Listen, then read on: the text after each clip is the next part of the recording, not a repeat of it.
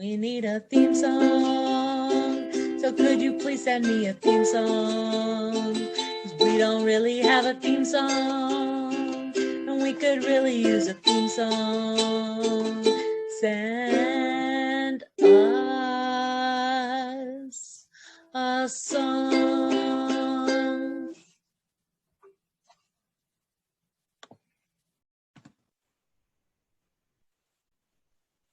I welcome you wherever you may sit from my home that sits on Treaty 8 land, the traditional and ancestral territory of the Cree and Dene. This territory is home to the Métis settlements and the Métis Nation of Alberta within the historical Northwest Métis homeland. I thank the many First Nations, Métis, and Inuit who have lived in and cared for these lands for generations. Tremendously grateful for the traditional knowledge keepers and elders who are still with us today and those who have gone before us. I make this acknowledgement as an act of reconciliation and gratitude to those whose territory I reside on.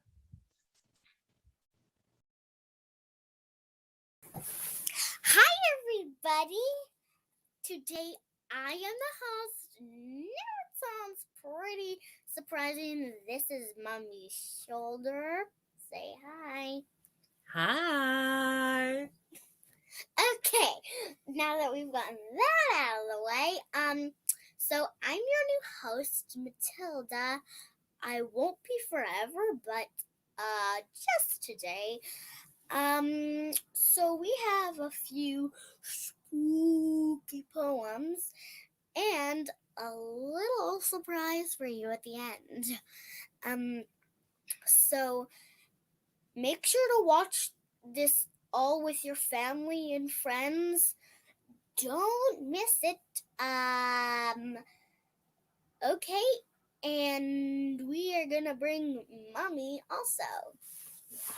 Hi, everybody. Thanks so much for joining us. And thank you very much to my guest host, Matilda.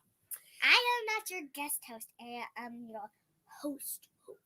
The hostess with the mostest. Shh. Don't tell anybody. So today we were wanting to do a poetry cafe. And because Halloween is coming up, we thought we would see if we could write some sort of spooky sort of poems. And I wanted to talk about a couple of things, if you don't mind, host. Oh, and 1 second. I just want to teach something to everybody. They did a monster mash. She was a game monster. She was a monster mash. Anyway, sometimes I get a case of the Yeah. Okay, like all the time. Mm-hmm. So one of the things I wanted to share with you was the creepiest thing that Matilda has ever said to me. She often uses a really creepy voice. She'll say really creepy things sometimes, and well, funny. My guest, what is it? So one time when you were probably about 3 or 2 or 3, yeah, probably about 3. We're talking about a dream that you had. No, you weren't. I lied. What you were doing was you had made a wish on an eyelash. So I had taken your eyelash like this because I saw that one had fallen, and I asked you to make a wish. And smushed it like a blueberry. Smushy. No, I had you blow on it and make a wish. And then after that happened, you said, "Do you know what I wished for, Mom?" And I said, "No, honey, what did you wish for?" And she said, "Nightmares for all of us." Yay! And that was really creepy. Party. Okay. The other thing I thought I could tell you about. Sorry, go ahead. I just wanted to warn everybody that people under 6 years old should probably leave the room because this gets scary. Ooh. Okay, anyway, like a long time. We are back, and sorry if you're still watching, but Sorry if they're watching. yeah. Oops. Carry on. Okay. So one thing I also wanted to talk about is how there's spooky poems that are really, really simple. So sometimes I do more free form poetry. And we've talked a lot about sonnets here as well in previous weeks. And I just wanted to say that some poems that are so simple and follow a really simple rhyme scheme can just be really creepy. Pat, Matt, or really lovely. Fat, Lat, Shat, Matt. I think I already said that. Can we get to the poems? Yeah, so I wanted to talk about when I was a kid, there was a poem on, I think, a Sharon, Lois, and Bram tape that really, really creeped me out. So it was one that was like, all recited in kind of a bit of a creepy voice. As I was walking down the stair, I met a man who wasn't there. Mom, can I do the sound effects? Yes, I believe you already are. As I was walking down the stair, I met a man who wasn't there. He wasn't there again today. I wish he'd go away.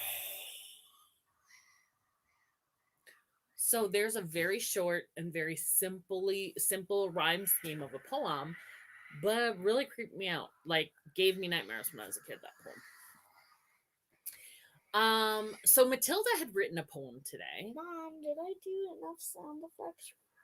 Your sound effects were so good, I forgot you were even there, and I just thought that there's a ghost around. No, you didn't. I did. No, you didn't. Don't tell me what I feel. So, Matilda I wrote like her ear sometimes. Nice. So, Matilda, would you like to read the poem that you wrote today? Well, I'm good. The thickness of the earth. No, can you read it normally, sweetheart, so people can understand? The thickness of the earth and the thickness of your brain. Which one is smarter? The one with a bajillion veins. Your brain. Pause. Can you see what this is what you look like when you're reading this? Like, look at the screen. See how no one can see your face? Can you put it right here and read it? Okay. Start again. Please. Fine. Force. Find the thickness of the earth and the thickness of your brain. Which one is smarter? Honey, it is really hard to understand what you're saying. So this is the other thing, is that some people love writing poetry, but they have a hard time reading poetry. Yeah, I'm going to read it. And you love reading poetry, but sometimes you're the only one that knows what you're saying. Well, so sometimes you interrupt me. Sometimes I do. Try for clarity, baby. Part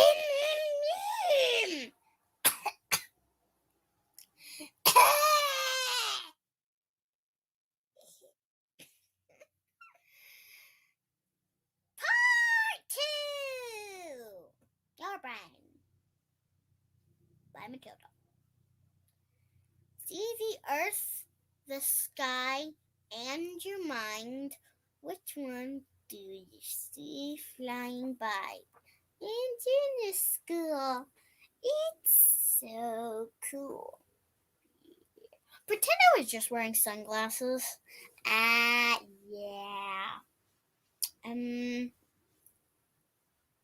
Soon you're on to pro genius school.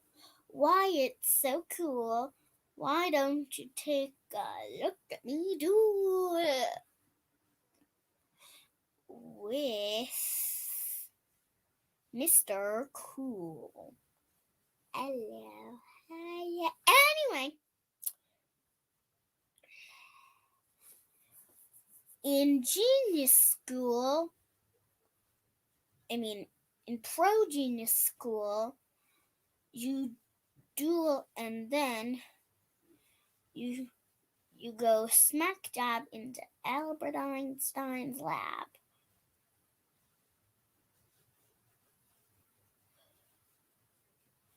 Wait a second. Your name is Bab. In a lab, and Albert Einstein likes to dab.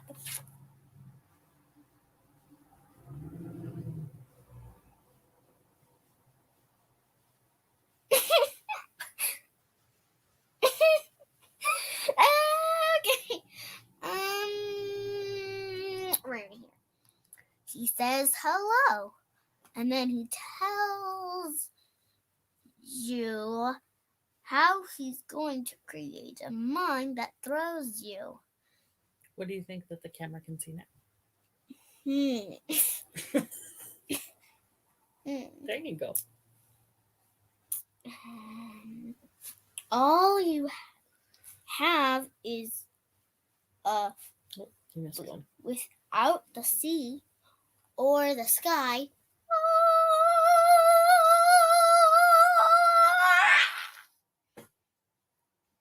All you have is ground nearby.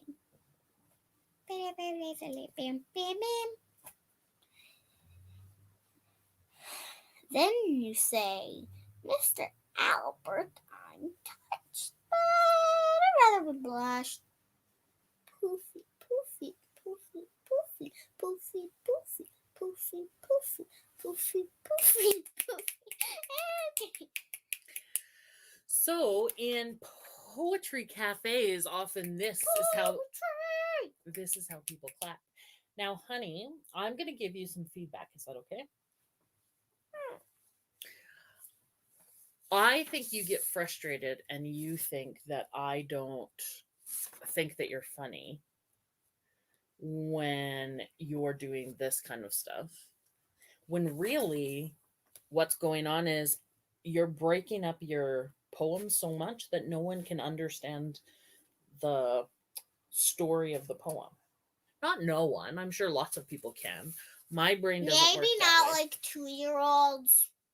Yeah, or 39-year-olds sometimes have trouble. Or 6 But it's not bajillion-year-olds. but it's not because the words don't make sense, and it's not even because you're not saying them clearly.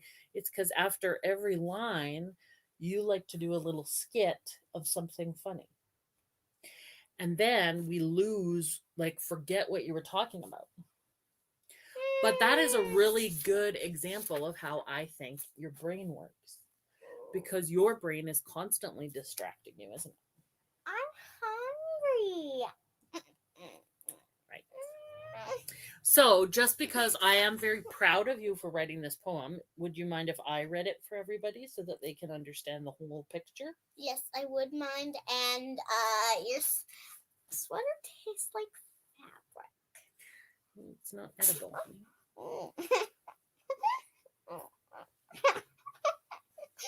Still tastes like fabric.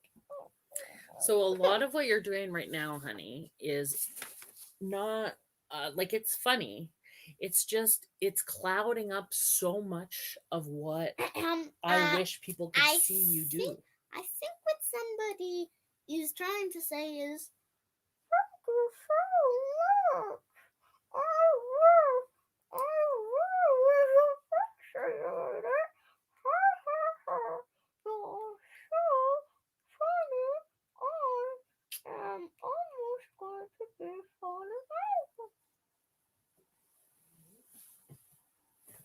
Okay. You're right, honey. You are very, very funny. When you were performing, I am a mad scientist. I want you to understand something. Okay? When you are performing and you're trying to look in the camera and make everything hilarious, you are less funny than when you are genuinely you. Okay?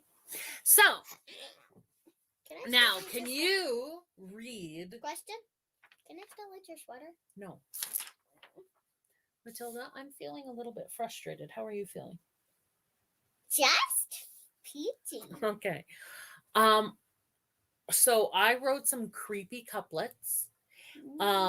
Just whatever came into my head. Matilda, what I would like to challenge you to do is to read one of these couplets.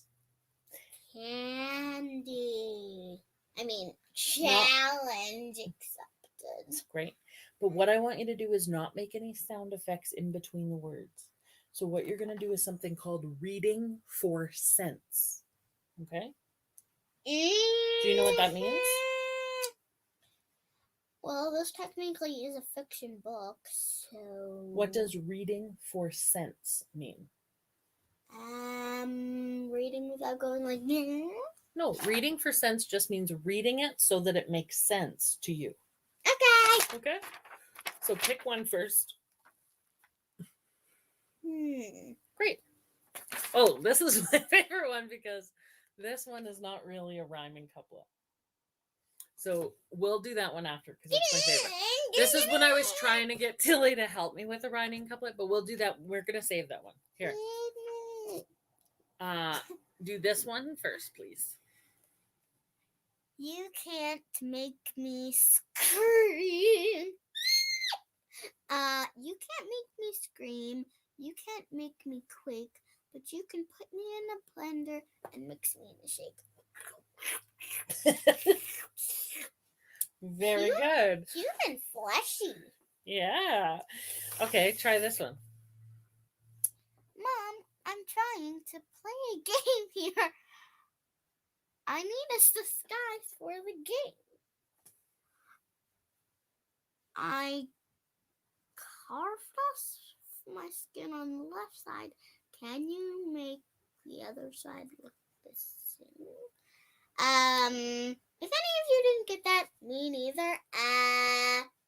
Okay, so if we're reading for sense, Still tastes like fabric. and it doesn't make sense, then you try one more time. Can you read that again so that it makes sense? Mom, I'm trying to play a game here. I need a disguise for the game. I carved my skin off on the left side. Can you make the other side look the same? The basic thing is who carved? So what this person is saying is it's a kid who's wanting to disguise themselves. So they took a knife and carved the left side of their body. And then they want their mom to carve the right side of their body. Sounds sweet. Creepy. Okay, so I was writing these, and sometimes Matilda would give me some words to rhyme with or something like that. Hickory dickory dock. But then the mouse ran up the potato.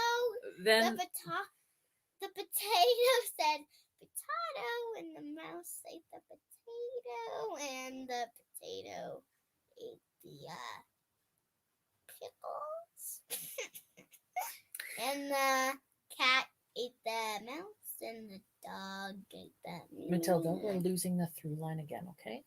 Fine. So, while we were doing these, so I, for example, one of them was the long finger stretched out, trying to reach the bell, but alas, the aim was off, and there was no sound when he fell.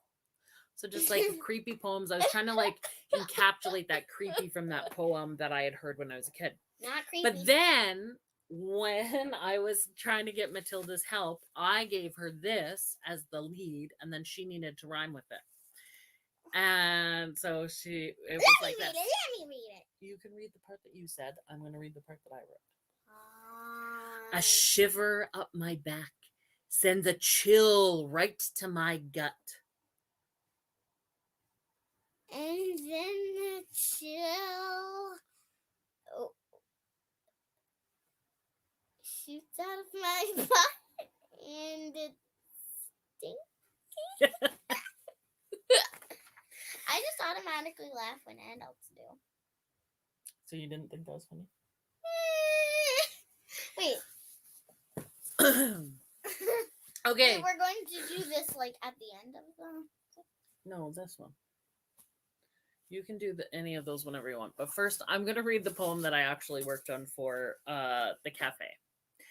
Boo! Matilda, the interruptions are getting frustrating for me. I just want the So it camera is- to see me. I know, but when the camera sees you, do you know who's looking at you the most right now? Is you. Because you're paying too much attention to the camera and not enough attention to what's going on inside you. I just don't want them to see just the back of my head.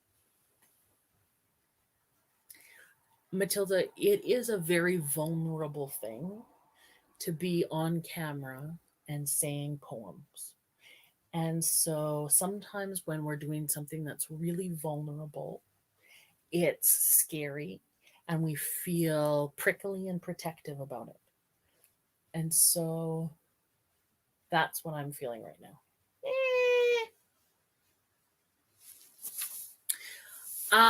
We'll wrap this up pretty quick.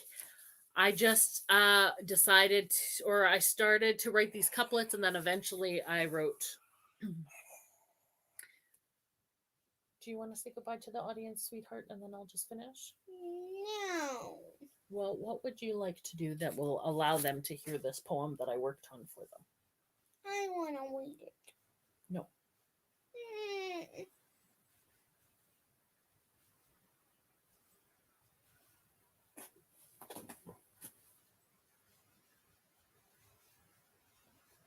I have an idea. I'm gonna play the theme song for a moment so that so we're not finished yet. I'm just gonna tell Matilda. I'm going to tell Matilda the idea so that we can end this on a really fun note. We need a theme song, so could you please send me a theme song? 'Cause we don't really have a theme song, and we could really use a theme song. Send us a song. Okay, I'm back. So I am going to tell you the poem that I wrote, the spooky poem for this particular event. And then there'll be a special surprise at the end. This is called Creepy Costumes. G is for Gertrude in a tutu and tights and heavy-handed makeup for under the lights. Her hair pulled severely up into a bun, and she crushed 3 toes because realism is fun. H is for Harriet, who dressed as a bear. She draped a wolf hide over herself for the hair. She wore teeth she found in her mother's jewelry box and stuck nails through her gloves and knives in her socks. O is for Orville, who wore a white coat and carried a pad and a hefty black tote. He swapped all the candies for poisonous pills. Whosoever says trick will surely fall ill. S is for Sally, the clever one, sure. Made one hand the plague and the other the cure. If you failed to notice her sneak up on you, a punch would infect, then a slap to relieve you. T is for Thomas, who was rather inept. He wanted a good costume, but was out of his depths. If there was a best prize, he wanted it most. So he jumped off a rooftop and went as a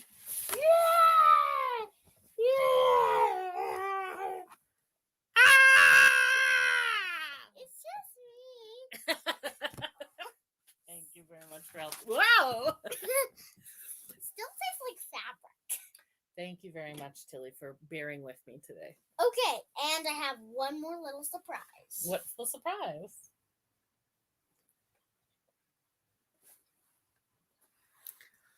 Sorry, we're covering the camera, but I need to go get mine. Just a reminder that we are here Friday nights at 8 p.m. for virtual variety night. I have something in the work for next week that I'm not sure if I'm going to be able to pull it quite together by then. But I'll be here with something next week. Oh, tiger! That is very spooky. I will eat you. It's okay, Raja. I'm a ventriloquist. I'm just doing that. See? La, la, la, la. Thank you, everybody. Have a lovely weekend. See you next Friday! We need a theme song. So could you please send me a theme song? 'Cause we don't really have a theme song. And we could really use a theme song. Send us a song.